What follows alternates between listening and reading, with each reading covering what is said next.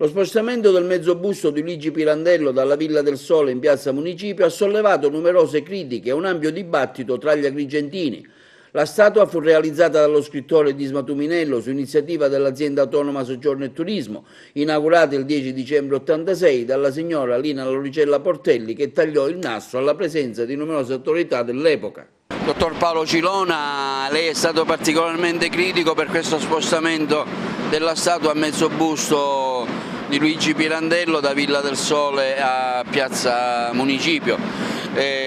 Tante sono state anche le polemiche che in molti hanno fatto e molti sono stati anche d'accordo. Il suo punto di vista? Beh, è stato fuori luogo e soprattutto non c'era motivo di togliere da un luogo così suggestivo come la Villa Europa l'unico elemento storico che la villa aveva, perché il monumento era stato inaugurato nel 1986 in occasione del 50° anniversario della morte di Luigi Pirandello, e in quella cerimonia avevano partecipato le autorità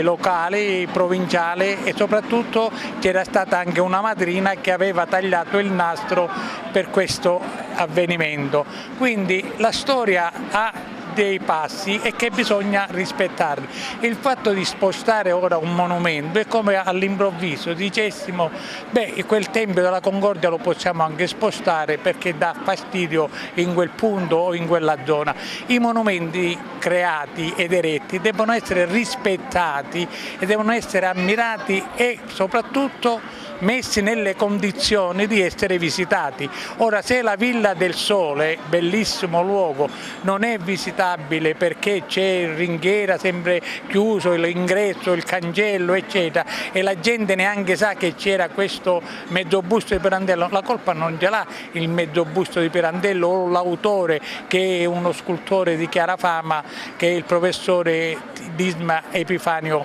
Tuminello. Quindi il fatto è che il sindaco non accetta neanche i consigli delle altre persone a lui vicine, perché penso che non ha senso mettere il mezzo busto a guardare l'ingresso del municipio quando, se questa era la sua volontà, poteva essere posto all'interno dell'atrio, al centro e con le spalle rivolte verso l'ingresso del teatro. E allora avrei potuto anche dire beh, forse è una buona idea, una buona iniziativa, ma avere spostato il mezzo busto da Villa Europa a piazza Municipio non è stata una cosa né corretta né opportuna anche dal punto di vista ambientale, perché quel mezzo busto non ci sta per niente proprio nella piazza Municipio.